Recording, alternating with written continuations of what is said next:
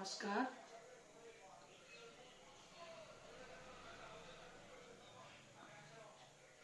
आज बहुत ही पवित्र और सुंदर दिन है। एकादशी का दिन है। मकर मास की एकादशी, जिसका नाम जया एकादशी है। और इसका व्रत रखने से क्या क्या पुण्य फल मिलते हैं वो मैं आपको इस कथा के माध्यम से सुनाऊंगी। आज मेरे हाथ में ये एकादशी व्रत की कथा की ये बुक है मेरे हाथ में, तो मैं इसकी आज आपको कथा सुनाती हूँ। और मेरी बेटी आई हुई है, मैंने अभी बेटे की शादी की है, तो मेरी बेटी आई हुई है, इनका भी व्रत है। तो आज हम दोनों आप लोगों के साथ इस कथा को पढ़ के सुना रहे हैं। जो फल पढ़ने वाले को मिलता है वही फल सुनने वाले को भी मिलता है। तो मेरे और मेरी बेटी के साथ में आप सब लोग भी इसको सुनेंगे। युधिष्ठिर ने भगवान श्री कृष्ण से पूछा, भगवान कृपा करके यह बतलाइए कि माघ मास के शुक्ल पक्ष में कौन सी एकादशी होती है, उसकी विधि क्या है तथा उसमें किस देवता का पूजन किया जाता है। भगवान श्री कृष्ण बोले, राजेंद्र, माघ मास के शुक्ल पक्ष में जो एकादशी होती है उसका नाम जया है। वह सब पापों को हरने वाली उत्तम तिथि है। पवित्र होने के साथ ही पापों का नाश करने वाली तथा मनुष्यों को भोग और मोक्ष प्रदान करने वाली है। इतना ही नहीं, वह ब्रह्म हत्या जैसे पाप तथा पिशाचत्व का भी विनाश करने वाली है। इसका व्रत करने पर मनुष्यों को कभी प्रेत योनि में नहीं जाना पड़ता। इसलिए राजन, प्रयत्न पूर्वक जया नाम की एकादशी का व्रत करना चाहिए। एक समय की बात है, ये युधिष्ठिर और भगवान श्री कृष्ण का वार्तालाप चल रहा है। तो उसी में ये कहानी भगवान श्री कृष्ण युधिष्ठिर जी को सुना रहे हैं। स्वर्ग लोक में देवराज इंद्र राज्य करते थे। देवगण पारिजात वृक्षों से युक्त नंदन वन में अप्सराओं के साथ विहार कर रहे थे। 50 करोड़ गंधर्वों के नायक देवराज इंद्र ने स्वेच्छानुसार वन में विहार करते हुए बड़े हर्ष के साथ नृत्य का आयोजन किया। जैसे हम लोग भजन कीर्तन का आयोजन करते रहते हैं, जैसे अभी मेरे बेटे की शादी हुई है तो उसमें कई तरह के गीत और भजन, मेरे पति देव ने भी कई बार उसमें भजन कीर्तन किए हैं, तो मैं उसकी भी आपको वीडियो बना के भेजूंगी। तो ऐसे ही देवराज इंद्र ने, जैसे हम लोग करते हैं यहाँ पे पृथ्वी लोक में, ऐसे ही स्वर्ग लोक में देवराज इंद्र ने ये वहां पे किया। गंधर्व उसमें गान कर रहे थे, जिनमें पुष्पदंत, चित्रसेन तथा उसका पुत्र, ये 3 प्रधान थे। चित्रसेन की स्त्री का नाम मालिनी था। मालिनी से एक कन्या उत्पन्न हुई थी जो पुष्पवंती के नाम से विख्यात थी। पुष्पदंत गंधर्व को एक पुत्र था जिसको लोग माल्यवान कहते थे। माल्यवान पुष्पवंती के रूप पर अत्यंत मोहित था। ये दोनों भी इंद्र के संतोषार्थ नृत्य करने के लिए आए थे। इन दोनों का गान हो रहा था। इनके साथ अप्सराएं भी थीं। परस्पर अनुराग के कारण ये दोनों मोह के वशीभूत हो गए। चित्त में भ्रांति आ गई, इसलिए वे शुद्ध गान ना गा सके। कभी ताल भंग हो जाता था तो कभी गीत बंद हो जाता था। इंद्र ने इस प्रमाद पर विचार किया और इसे अपना अपमान समझकर वे कुपित हो गए। ये इंद्र बड़े स्वार्थी थे। देखो, देवता हैं, मुझे इनसे कोई ऐसा वो नहीं, लेकिन इन्होंने हमेशा स्वार्थपूर्ण काम किया। और यहाँ भी देखो, किसी में प्रेम हो गया और उसकी वजह से वो कुछ ऐसा गलत कर गए।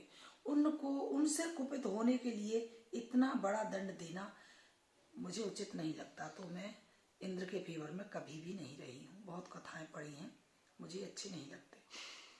अतः इन दोनों को श्राप देते हुए वे बोले, ओ मूर्खो, तुम दोनों को धिक्कार है। तुम लोग पतित और मेरी आज्ञा भंग करने वाले हो। अतः पति पत्नी के रूप में रहते हुए पिशाच हो जाओ। इंद्र के इस प्रकार श्राप देने पर इन दोनों के मन में बड़ा दुख हुआ। वे हिमालय पर्वत पर चले गए और पिशाच योनि को पाकर भयंकर दुख भोगने लगे। शारीरिक पातक से उत्पन्न ताप से पीड़ित होकर दोनों ही पर्वत की कंदराओं में विचरते रहते थे। एक दिन पिशाच ने अपनी पत्नी पिशाची से कहा, हमने कौन सा पाप किया है जिससे यह पिशाच योनि प्राप्त हुई है।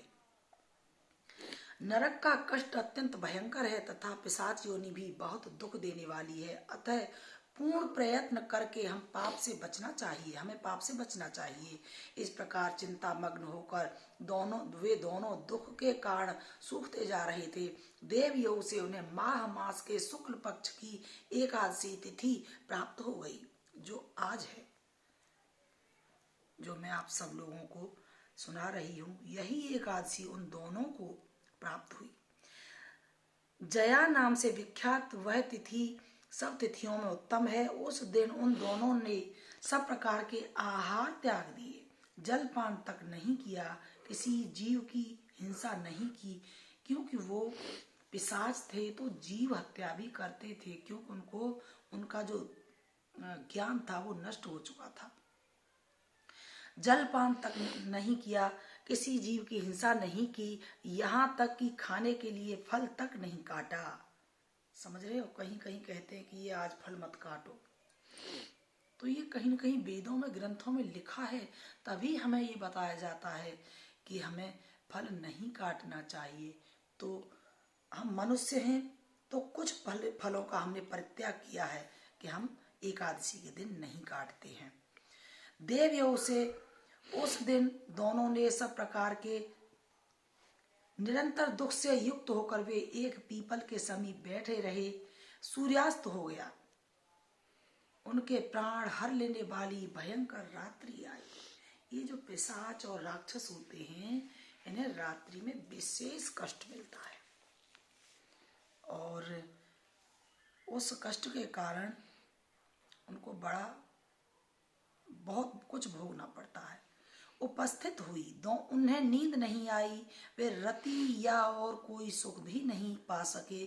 सूर्योदय हुआ, द्वादशी का दिन आया।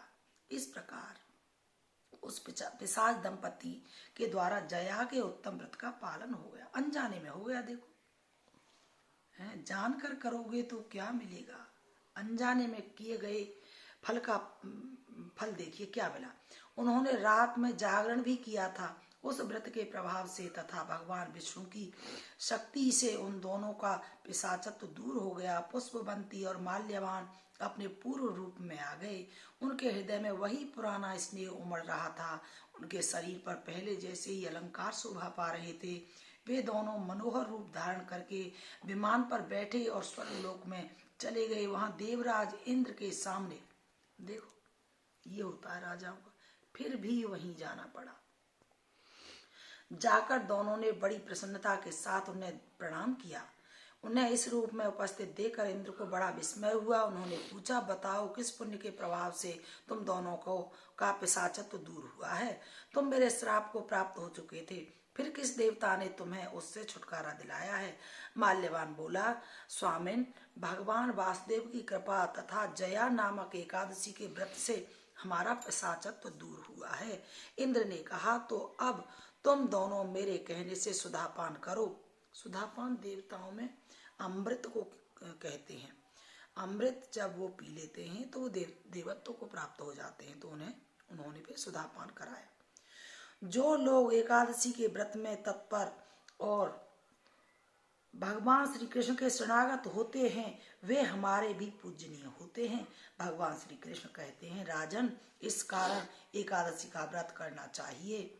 नृपश्रेष्ठ, जया ब्रह्म हत्या का पाप भी दूर करने वाली है। जिसने जया का व्रत किया है उसने सब प्रकार के दान दे दिए। समझ लीजिए,